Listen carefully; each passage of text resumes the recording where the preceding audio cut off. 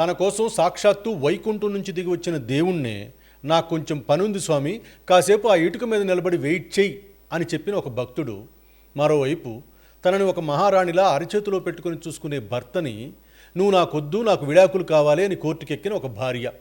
ఒకటేమో ఎన్నో ఏళ్ల క్రితం మన పురాణాల్లో జరిగిన ఒక అద్భుతమైన కథ, ఇంకొకటి మొన్నటికి మొన్న దుబాయ్లో జరిగిన ఒక రియల్ లైఫ్ ఇన్సిడెంట్. చూడటానికి ఈ రెండు వేరువేరు కథల్లా అనిపిస్తాయి, కానీ ఈ రెండిటికి వెనక ఉన్న ఎమోషన్ మాత్రం ఒకటే. భార్యాభర్తల బంధానికి ఒక భక్తుడి కథకి మధ్య ఉన్న ఆ ఒకే ఒక్క సంబంధం ఏంటో, అసలు ఈ సృష్టికి మూలమైన ఆ విషయం ఏంటో ఈరోజు మాట్లాడుకుందాం. దుబాయ్లోని ఒక ఫ్యామిలీ కోర్టు, ఆ రోజు ఆ కోర్టు హాల్లో విచారణ కోసం నిలబడ్డ ఆ జంటను చూసి న్యాయవాదులు, జడ్జి గారితో సహా అక్కడున్న ప్రతి ఒక్కరూ ఆశ్చర్యంతో శిలా విగ్రహాల్లా మిగిలిపోయారు. ఎందుకో తెలుసా? వాళ్ళు రోజు ఒకరినొకరు నిందించుకునే సగటు భార్యాభర్తలు కారు, ఒకరి ప్రాణం మరొకరిలో చూసుకునే ఆదర్శ దంపతులు. కళ్ళల్లోకి చూస్తేనే మనసు చదివేసే అంత అన్యోన్యత వారిది. కానీ ఆ ప్రశాంతమైన సముద్రంలో ఎలాంటి అలజడి లేకుండానే సడన్గా ఒక ఫెను తుపాను రేగింది. ఆ భార్య తన భర్తకు విడాకుల నోటీసు పంపించింది. ఆ నోటీసులు చేతిలో పడగానే ఆ భర్త గుండె ఆగిపోయినంత పనైంది. అప్పటి వరకు వికసించి ఉన్న వాళ్ళ ప్రేమ సామ్రాజ్యం మీద పిడుగు పడినట్లయింది. నా ఊపిరిలాంటి నా భార్య నన్ను దూరం పెట్టడం ఏంటి అని కుమిలిపోయాడు. కన్నీళ్లతో కారణం అడిగాడు. కానీ ఆమె కళ్ళల్లో ఒక బరువైన నిశ్శబ్దం. కోర్టులోనే చెప్తాను అన్న ఒక్క మాట తప్ప ఆమె పెదవులు విచ్చుకోలేదు, తన నిర్ణయాన్ని మార్చుకోలేదు. చివరి కోర్టులో విచారణ మొదలైంది. జడ్జి గారు ఎంతో ఆవేదనగా అడిగారు, అమ్మా, నీ భర్త నేను ఒక రాణిలా పువ్వుల్లో పెట్టి చూసుకుంటున్నాడు కదా, మీ మధ్య ఎలాంటి పూచిక పొల లాంటి గొడవలు లేవు కదా, మరి కడదాకా తోడుండాల్సిన బంధాన్ని ఇలా అర్ధాంతరంగా ఎందుకు తెంచుకోవాలంటున్నావు అని అడిగాడు. అప్పుడు ఆమె గొంతు పెగుల్చుకొని చెప్పిన సమాధానం ఆ కోర్టు హాల్లోని నిశ్శబ్దాన్ని చీల్చుకుంటూ వెళ్ళి ప్రతి ఒక్కరి గుండెల్లో ఒక బాణంలా గుచ్చుకుంది. ఆమె ఏమందంటే, యువర్ ఆనర్, నా భర్త చాలా మంచివారు, నన్ను ప్రాణానికి ప్రాణంగా ప్రేమిస్తారు, కానీ పెళ్ళైన మొదటి రోజు నుంచి నేను ఆయన్ని ఒకే ఒక్క కోరిక అడుగుతున్నాను సార్. నేను మిమ్మల్ని పెళ్లి చేసుకుని నా కన్నవాళ్ళని ఎక్కడో వదిలేసి వచ్చాను. దయచేసి మీ అమ్మా నాన్నలనైనా మనతో పాటే మన ఇంట్లో ఉంచుకుందాం అని బతిమాలుతున్నాను. ఆ పెద్దవాళ్లతో కలిసి ఒకే రూఫ్ కింద ఒక పచ్చని కుటుంబంలో బతకాలని నాకు ఆశగా ఉంది. కానీ ఆయన నా మాట వినడం లేదు. ఆ వృద్ధులు ఇంట్లో ఉంటే మా ప్రైవసీకి, మా ఏకాంతానికి అడ్డు వస్తారన్న కారణంతో 25 ఏళ్లు తనను పెంచిన ఆ కన్నవాళ్ళని ఎక్కడో ఒక అద్దె ఇంట్లో అనాథల్లా వదిలేశారు. ఆ పెద్దవాళ్ళ ఆశీర్వాదం లేని ఈ ఇల్లు నాకు నరకం సార్. నా అత్తామామలకు చోటివ్వని ఈ భర్త నాకు వద్దు, అందుకే విడాకులు అడుగుతున్నాను అని కన్నీళ్లతో కుండ బద్దలు కొట్టింది. ఆ మాట వినగానే అక్కడున్న వాళ్ళందరి మైండ్ బ్లాక్ అయిపోయింది. పెళ్లిపేటల మీద కూర్చోక ముందే మీ అమ్మా నాన్నలు ఇంట్లో ఉంటే నేను ఆ ఇంట్లో అడుగు పెట్టను అని కండిషన్లు పెడుతున్న కోడళ్ళు ఉన్న ఈ కాలంలో అత్తారింటికి వచ్చిన 4 నెలలకే ఆ పెద్దవాళ్ళని భారంగా చూస్తూ ఇంట్లో నుంచి గెంటేస్తున్న ఈ రోజుల్లో నా అత్తమామల్ని ఇంట్లో ఉంచుకోకపోతే నేను భర్తకి విడాకులు ఇస్తున్నాను అని నిలబడ్డ ఆ కోడల్ని చూసి జడ్జి గారికే చేతులెత్తి దండం పెట్టాలనిపించింది. వెంటనే జడ్జి గారు ఆ భర్త వైపు తిరిగి, అయ్యా, మీ అమ్మా నాన్నలు మీతో ఉండటం లేదా అని అడిగారు. అప్పుడు భర్త తలదించుకొని, కొత్తగా పెళ్ళింది కదా సార్, వాళ్ళ ఇంట్లో ఉంటే మాకు ప్రైవసీ ఉండదు, పైగా వాళ్ళకు కూడా ప్రశాంతంగా ఉంటుందని వారి కోసం వేరే ఇల్లు అద్దెకి తీసుకొని అక్కడ పెట్టాను, వారికి ఎలాంటి లోటు రాకుండా ప్రతి నెలా డబ్బులు పంపిస్తున్నాను అని సమర్థించుకునే ప్రయత్నం చేశాడు. జడ్జి గారు ఆవిడ వైపు చూసి, అమ్మా, నీ భర్త చేసింది తప్పే కావచ్చు, కానీ అందులో వాళ్ళ కన్నవాళ్లకే లేని అభ్యంతరం నీకు మాత్రం ఎందుకు? నిన్న ఆయన అరచేతిలో పెట్టుకుని అల్లారు ముద్దుగా చూసుకుంటున్నారు కదా, కేవలం ఆ ఒక్క కారణంతో నువ్వు విడాకులు అడగటం కరెక్టేనా అని అడిగారు. అప్పుడు ఆ భార్య చెప్పిన సమాధానం ఇప్పుడున్న జనరేషన్కి ఒక బ్రూటల్ రియాలిటీ చెక్, ఒక భయంకరమైన సైకలాజికల్ ఎనాలిసిస్. ఆమె ఏమందంటే, సార్, ఇంటికి పునాది రాళ్ళ లాంటి పెద్దవాళ్ళు ఈ ఇంటికి పెద్ద దిక్కుగా ఆ ఇంట్లోనే ఉండాలి, కానీ ఎక్కడో అనాథల్లా పడి ఉండాల్సిన కర్మ వాళ్ళకి ఏముంది సార్? కన్న కొడుకు దూరంగా ఉండిపోమ్మంటే ఆ అమ్మా నాన్నలు కాదనలేక, తమ కడుపు కోతను బయటకు చెప్పుకోలేక ఆ ఇంట్లో బతుకులు ఈడుస్తున్నారు. కానీ ఏ తల్లిదండ్రులకైనా తమ జీవిత చరమాంకంలో తమ పిల్లలతో కలిసి మురిసిపోవటం ఇష్టం ఉండదా చెప్పండి? డబ్బులు పంపిస్తే బాధ్యత తీరిపోయినట్లా సార్? అలాగే రేపు పుట్టబోయే నా పిల్లలకి కేవలం అమ్మా నాన్నల ప్రేమే కాదు, మురిపంగా ఎత్తుకునే నానమ్మ, తాతయ్యల ఆ టచ్ కూడా కావాలి కదా సార్? తల్లిదండ్రులుగా మేము వాళ్ళ కోసం రెయిన్బోల్డ్ కష్టపడి ఆస్తులు సంపాదించగలమేమో సార్, కానీ రేపు వాళ్ళు సమాజంలో ఎవరితో ఎలా బతకాలి, ఒక మనిషికి ఇవ్వాల్సిన గౌరవం ఏంటో ఆ సంస్కారం నేర్పించేది మాత్రం ఇంట్లో ఉండే ఆ పెద్దవాళ్ళు మాత్రమే కదా సార్.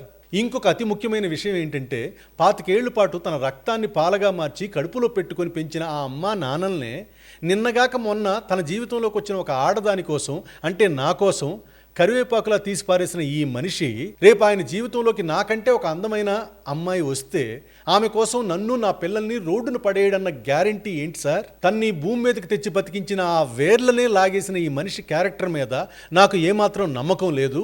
అందుకే భవిష్యత్తులో ఆయన నన్ను వదిలేయటానికి ముందే నేనే ఆయన్ని శాశ్వతంగా వదిలేస్తున్నాను అన్ని కన్నీళ్లతో తేల్చి చెప్పింది.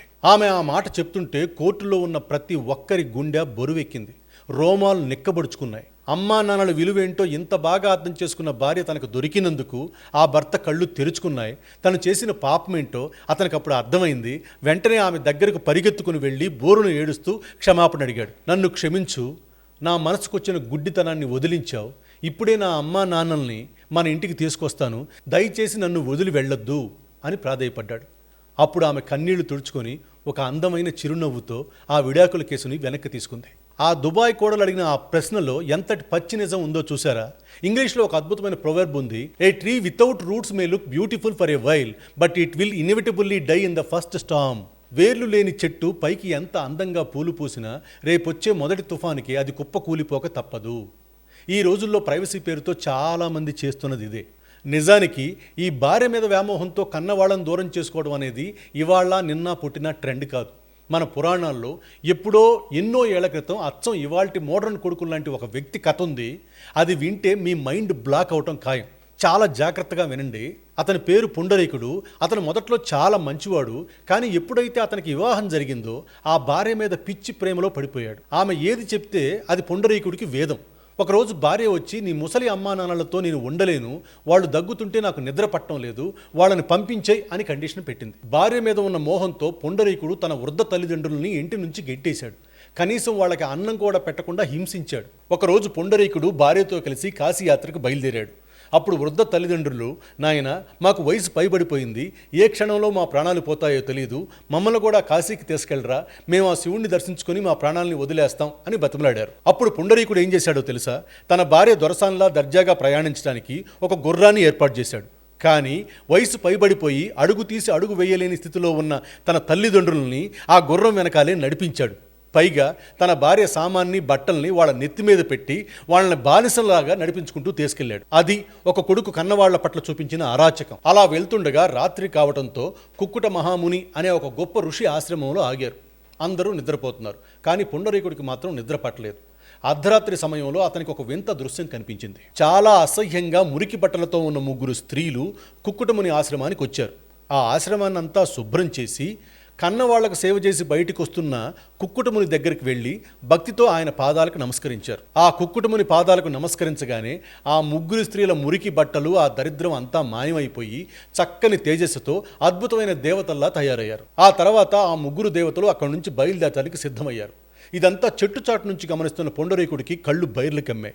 వెంటనే పరిగెత్తుకుంటూ వెళ్ళి, అమ్మ ఎవరు మీరు వచ్చేటప్పుడు మురికి బట్టలతో వచ్చారు, ఆయన కాళ్ళు మొక్కగానే దేవతల్లా ఎలా మారారు అని అడిగాడు. అప్పుడు ఆ 3 స్త్రీలు ఇచ్చిన సమాధానం వింటే మనకు ఒళ్ళు గగురు పుడుస్తుంది. పుండరీక, మేము సామాన్య స్త్రీలం కాదు, గంగా యమున సరస్వతి నదులమి. ప్రపంచంలో ఉన్న పాపాత్ములంతా వచ్చి మా నదుల్లో స్నానం చేయడం వల్ల వాళ్ళ పాపాలన్నీ మాకంటుకొని మేము మురికిగా మారాము. ఆ పాపాలు పోగొట్టుకోవడానికి మాకు వేరే దారి లేదు. కానీ ఈ కుక్కుట మహాముని ఎప్పుడూ ఎలాంటి గుడులకు వెళ్ళడు, యజ్ఞాలు చేయడు. కేవలం తన తల్లిదండ్రులని దేవతలుగా భావించి అహర్నిశలు వాళ్ళకి సేవ చేస్తాడు. కన్న వాళ్ళకి సేవ చేసే ఈ కొడుకు పాదాల దరిదాపుల్లో ఎంతటి పుణ్యం ఉంటుందంటే ఆ పుణ్యం ఇప్పుడు మా పాపాలని కడిగేసింది అని చెప్పి మాయమైపోయారు. ఆ మాట వినగానే పుండరీకుడి గుండెల్లో ఒక పెద్ద అగ్నిపర్వతం బద్దలైంది. నేనెంతటి నీచుణ్ణి, భార్య అందానికి బానిసైపోయి సాక్షాత్తు గంగానదికి పుణ్యాన్ని ఇచ్చే నా అమ్మా నాన్నల్ని ఇంతగా హింసించానా? నా భార్యని గుర్రం మీద కూర్చోబెట్టి నా భార్య సామాను వాళ్ళ నెత్తి మీద పెట్టి నడిపించానా అని గుండెలు బాదుకుని ఏడ్చాడు. ఆ క్షణంలోనే తన భార్యా వ్యామోహాన్ని అక్కడే వదిలేశాడు. పరిగెత్తుకుంటూ వెళ్ళి తల్లిదండ్రుల కాళ్ళ మీద పడి ఏడ్చాడు. అక్కడి నుంచి వాళ్ళని జాగ్రత్తగా ఇంటికి తీసుకెళ్ళి అప్పటి నుంచి కంటికి రెప్పలా చూసుకుంటూ వాళ్ళ సేవలో మునిగిపోయాడు. ఇక్కడ ఒక అద్భుతమైన క్లైమాక్స్ ఉంది. ఆ తర్వాత పుండరీకుడు తల్లిదండ్రులకు చేసిన సేవ ఎలాంటిదో తెలుసా? ఒకరోజు వర్షం పడుతుంటే పుండరీకుడు వాళ్ళ అమ్మా నాన్న పడుకున్న కాళ్ళ దగ్గర కూర్చొని వాళ్ళ కాళ్ళు ఒత్తుతున్నాడు. సరిగ్గా అప్పుడే శ్రీకృష్ణుడు వాళ్ళ ఇంటి గుమ్మం ముందుకొచ్చి, పుండరీక, నీ సేవకు మెచ్చాను, దేవుణ్ణైన నేనే స్వయంగా నీ కోసం వచ్చాను, ఇప్పుడు వచ్చి నా దర్శనం చేసుకో అని పిలిచాడు.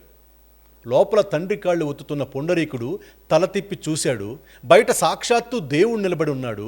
సామాన్యుడైతే వణికిపోయి దేవుడి కాళ్ళ మీద పడిపోయేవాడేమో. కానీ పొండరీకుడు ఏం చేశాడో తెలుసా? దేవుడు వచ్చాడు కదా అని తను అమ్మా నాన్నలకు చేస్తున్న సేవని ఆపలేదు. పక్కనే ఉన్న ఒక ఇటుకరాయిని తీసుకుని దేవుడి వైపు విసిరాడు. విసిరి ఏమన్నాడో తెలుసా? కృష్ణ, నువ్వు దేవుడివి కావచ్చు, కానీ నేను ఇప్పుడు నా ప్రత్యక్ష దేవుళ్ళైన నా అమ్మా నాన్న సేవలో ఉన్నాను. నేను వాళ్ళు కాళ్ళ ఒత్తటం అయిపోయే వరకు ఆ ఇటుక మీద నిలబడి వెయిట్ చేయి అని చెప్పాడు. మనం ఈ మధ్య సినిమాల్లో హీరోలకు ఇస్తున్న అద్భుతమైన ఎలివేషన్లు చూస్తున్నాం. ఇది ఒక కొడుకు తల్లిదండ్రులకు ఇచ్చిన ఎలివేషన్. కన్నవాళ్లకు సేవ చేసే కొడుకు ముందు దేవుడు కూడా ఇటుక మీద చేతులు కట్టుకుని వెయిట్ చేయాల్సిందే అని ఎప్పుడో మన పురాణాలు నిరూపించాయి. అలా ఇటుక మీద వెయిట్ చేసిన ఆ దేవుడే ఇవాల్టి పాండురంగ విఠలుడు. అంతెందుకు, ప్రపంచం మొత్తానికి ప్రథమ పూజ్యుడైన విఘ్నేశ్వరుడి కథ కూడా సరిగ్గా ఇదే లాజిక్తో ముడిపడి ఉంటుంది. ఒక్కసారి ఆ కథను కూడా ఒక కొత్త కోణంలో, ఒక సైకలాజికల్ యాంగిల్లో చెప్పుకుందాం. కైలాసంలో ఒకరోజు సాక్షాత్తు ఆ పరమశివుడు తన ఇద్దరు కుమారులకు ఒక పరీక్ష పెట్టాడు. మీ ఇద్దరిలో ఎవరైతే ముందుగా ఈ అనంతమైన ముల్లోకాలను, ఈ సృష్టి మొత్తాన్ని చుట్టి వస్తారో వాళ్ళకే ఈ ప్రపంచంలో ఏ శుభకార్యం జరిగినా మొదటి పూజ అందుకునే అల్టిమేట్ ఆధిపత్యం దక్కుతుంది అని ప్రకటించాడు. ఆ మాట వినగానే రెండో వాడైన కుమారస్వామి ఏమాత్రం ఆలోచించలేదు. ఆయన మహాబలాఢ్యుడు, అత్యంత వేగంగా ప్రయాణించే నెమలి ఆయన వాహనం. ఈ పోటీలో గెలుపు నాదే అన్న పూర్తి విశ్వాసంతో తన నెమలిని ఎక్కి ఆకాశంలోకి దూసుకుపోయాడు. నదులు, పర్వతాలు, గ్రహాలు దాటుకుంటూ ఆ విశ్వాన్ని మొత్తం చుట్టి రావడానికి పరిగెత్తాడు. కానీ వినాయకుడు మాత్రం అక్కడి నుంచి ఒక్క అడుగు కూడా ముందుకు వేయలేదు. అలాగని ఆయన ఓటమిని ఒప్పుకోలేదు. తన వైపు తను చూసుకున్నాడు. భారీ శరీరం, ఆయన వాహనం ఏమో ఒక చిన్న ఎలుక. ఆ పరుగు పందెంలో కుమారస్వామిని దాటి తను గెలవటం భౌతికంగా అసాధ్యమని ఆయనకు తెలుసు. అప్పుడు వినాయకుడు కళ్ళు మూసుకొని ఒక అద్భుతమైన లాజిక్ ఆలోచించాడు. అసలు విశ్వం అంటే ఏమిటి? ఎక్కడ మొదలై ఎక్కడ అంతమవుతుంది? అదొక అనంతమైన మాయ. ఆ మాయ వెంట పరిగెత్తితే అలసట తప్ప ఆనందం దొరకదు. కానీ నన్ను పుట్టించిన అసలైన విశ్వం ఏది? నా ప్రాణానికి మూలం ఏది అని తన మనసును ప్రశ్నించుకున్నాడు. మెల్లగా కళ్ళు తెరిచాడు. తన ముందు ఆప్యాయంగా చూస్తున్న తన తల్లిదండ్రులైన ఆ శివపార్వతుల వైపు చూశాడు. ఎంతో భక్తితో చేతులు జోడించి ప్రశాంతంగా ఆ కన్నవాళ్ల చుట్టూ 3 ప్రదక్షిణాలు చేశాడు. ఆ తర్వాత వాళ్ళ పాదాలకు నమస్కరించి, నా పోటీ పూర్తయింది తండ్రి, ఈ పోటీలో గెలిచింది నేనే అన్నాడు. శివుడు ఆశ్చర్యపోయి, నాయన, నేను అనంతమైన విశ్వాన్ని చుట్టి రమ్మంటే నువ్వు మా చుట్టూ ఎందుకు తిరిగావు? ఇందులో నీ గెలుపు ఎక్కడుంది అని అడిగాడు. అప్పుడు వినాయకుడు చెప్పిన మాట మన సనాతన ధర్మానికి అసలైన పునాది. తండ్రి, ఈ అనంతమైన విశ్వాన్ని చుట్టి రావడం అంటే అది ఎవరి వల్ల కాదు. కానీ నా కళ్ళకు కనిపించే నా ప్రత్యక్ష విశ్వం మాత్రం మీరే. నా తల్లిదండ్రులను పూజిస్తే ఆ ముల్లోకాలను చుట్టి వచ్చిన పుణ్యమే కాదు, ఆ ముల్లోకాలను శాసించే శక్తి కూడా నాకు వస్తుంది అని నా నమ్మకం అని సమాధానం ఇచ్చాడు. వినాయకుడిలోని ఆ అద్భుతమైన ఆలోచనకి, అమ్మా నాన్నల పట్ల ఆయనకున్న ఆ అపారమైన ప్రేమకి ముగ్ధుడైన ఆ పరమశివుడు కుమారస్వామి కంటే ముందే వినాయకుడికి ఆ ప్రథమ పూజ్యుడి స్థానాన్ని ఇచ్చాడు. చూసారా, ఇది కేవలం ఒక కథ కాదు, ఇవాల్టి మోడర్న్ జనరేషన్కి ఒక కనువిప్పు. ముల్లోకాలను గెలిచే శారీరక బలం, వేగం ఉన్న కుమారస్వామి కూడా గెలవలేని పోటీని కేవలం తల్లిదండ్రుల పాదాలు పట్టుకొని వినాయకుడు గెలిచాడు. ఎందుకంటే ఆయన తన వేర్లని, రూట్స్ని నమ్ముకున్నాడు. ఏదేదో సాధించేయాలని ఆకాశం వంక చూస్తూ పరిగెత్తలేదు. నేల మీద తనని నిలబెట్టిన తన పునాది చుట్టూ తిరిగాడు. ఇంగ్లీష్లో ఓ గొప్ప మాట ఉంది, you don't have to conquer the world to find piece, you just have to honour the world that created you. నువ్వు ప్రశాంతత కోసం ఈ ప్రపంచం మొత్తాన్ని జయించాల్సిన అవసరం లేదు. నిన్ను సృష్టించిన ఈ ప్రపంచం లాంటి నీ తల్లిదండ్రుల్ని గౌరవిస్తే చాలు, ప్రశాంతత దానంతటా అదే వస్తుంది. వినాయకుడు ఆ రోజు చేసింది అదే. ఇప్పుడు మనం మన మోడర్న్ రియాలిటీలోకి వద్దాం. ఒక విషయం మొదట్లోనే చెప్పాలి. ఏ కొడుకైనా తన అమ్మా నాన్నల్ని ఇంట్లో నుంచి బయటికి పంపించాడు అంటే సమాజం ముందుగా వేలెత్తి చూపేది ఆ ఇంటి కోడల్నే. ఏమో వచ్చినప్పటి నుంచే వాడు మారిపోయాడు అంటారు. కానీ ఆ తీర్పు సరైందేనా? ఒక్కసారి ఆ కోడల ప్లేస్లో మనం ఉండి ఆలోచిద్దాం. ఆమె పెళ్ళైన రోజున ఏం చేసింది? తన పుట్టిన ఇల్లు వదిలింది, తన అమ్మా నాన్నల్ని వదిలింది, తన స్నేహితుల్ని, తన ఊరిని, తన అలవాట్లని వదిలింది. పూర్తిగా కొత్త మనుషులు, కొత్త ఇల్లు, కొత్త జీవితం. ఆ పరిస్థితుల్లో ఆమె మనసులో ఒక్క ప్రశ్న మాత్రం మిగిలి ఉంటుంది, ఈ కొత్త ఇంట్లో నాకంటూ ఒక చోటు ఉంటుందా? అది వీక్నెస్ కాదు, అది మానవ సహజమైన భావన. ఆ భయంలో నుంచే పుడుతుంది ఒక ఇన్సెక్యూరిటీ. నా భర్త తన అమ్మా నాన్నలకి, తన తోబుట్టువులకి దగ్గరగా ఉంటే నేను ఆ లిస్టులో, ఆ జాబితాలో ఎక్కడ ఉంటాను అన్న అనుమానం. ఆ అనుమానం నుంచే పుడుతుంది అత్తమామల్ని దూరంగా పెట్టాలన్న ఆలోచన. ఇక్కడ ఒక విషయం చాలా స్పష్టంగా చెప్పాలి. ఈ కథ చెప్పి అందరు కోడళ్ళు ఇలాగే ఉన్నారని, అందరు అత్తమామలు ఇలాగే బలైపోతున్నారని అందరినీ ఒకే గాట కట్టేయడం లేదు.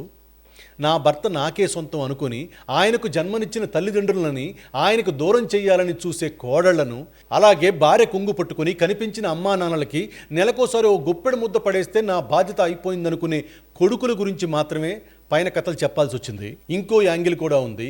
ఈరోజు సమాజంలో అత్తమామల టార్చర్ల వల్ల నలిగిపోయిన ఎంతోమంది అవాగ్యులైన ఆడపిల్లల కథలు కూడా చాలా ఉన్నాయి. తన కోసం తన పుట్టింటిని, తన సామ్రాజ్యాన్ని వదిలేసి నమ్ముకుని వస్తే ఆ భార్యకు అండగా నిలబడాల్సింది పోయి తన వాళ్ళ మాటలు నమ్మి కట్టుకున్న భార్యకే నరకం చూపించే మృగాలు కూడా ఎంతోమంది ఉన్నారు. ఆ ఆడపిల్లల కన్నీళ్ల గురించి, వాళ్ళ బాధ గురించి ఖచ్చితంగా ఇంకో ఎపిసోడ్లో సపరేట్గా మాట్లాడుకుందాం. మనం ఏ టాపిక్ని జనరలైజ్ చేసి మాట్లాడుకుంటున్నా ఆ బ్రాకెట్లోకి రాని పర్సంటేజ్ కొంతమంది ఉంటారు. ఆ కొంతమంది ఈ టాపిక్తో ఐడెంటిఫై అవనక్కర్లేదు, వాళ్ళు విని ఊరుకుంటే సరిపోతుంది. ఇక్కడ ఇంటెన్షన్ ఏంటంటే మనం చేసే చిన్న చిన్న తప్పుల్ని మనం ఎవరికి వాళ్ళు సరిదిద్దుకుంటే సఫరింగ్ తగ్గుతుంది, కుటుంబం హ్యాపీగా ఉంటుంది, తద్వారా చుట్టూ ఉన్న ప్రపంచం హ్యాపీగా ఉంటుంది. ఇప్పుడు కొత్తగా పెళ్ళిళ్ళు చేసుకొని కోడళ్ళ క్యారెక్టర్స్లోకి వస్తున్న అందరికీ ఒక చిన్న మాట, ఒక్కసారి ఆలోచించండి. మనల్ని మన సొంత అమ్మా నాన్నలు పొద్దున పూట ఏదైనా ఒక మాట అంటే మనకి విపరీతమైన కోపం వస్తుంది.